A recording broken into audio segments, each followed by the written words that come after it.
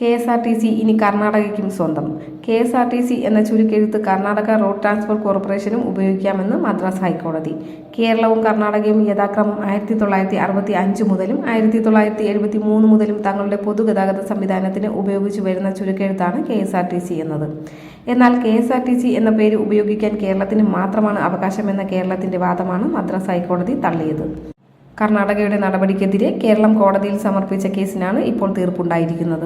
KSRTCയുടെ പേരിനെ ചൊല്ലി കേരളവും കർണാടകയും തമ്മിൽ വർഷങ്ങളായി തുടരുന്ന നിയമ പോരാട്ടത്തിൽ ഒടുവിൽ തീർപ്പെത്തുമ്പോൾ അതിന്റെ നേട്ടം പക്ഷേ കർണാടകയ്ക്കാണെന്ന് മാത്രം. KSRTC എന്ന പേര് ഇനി മുതൽ കർണാടകയ്ക്ക് ഉപയോഗിക്കാം. KSRTC എന്ന പേര് തങ്ങൾക്ക് മാത്രമാണെന്ന് അവകാശപ്പെട്ടാണ് കേരളം രംഗത്തെത്തിയത്.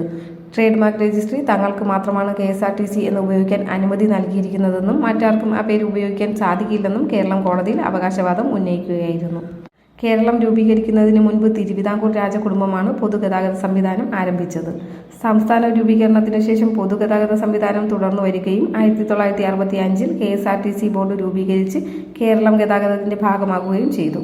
അത് കഴിഞ്ഞ് 8 വർഷങ്ങൾക്കു ശേഷമാണ് കർണാടക KSRTC എന്ന പേര് ഉപയോഗിക്കാൻ തുടങ്ങിയത്.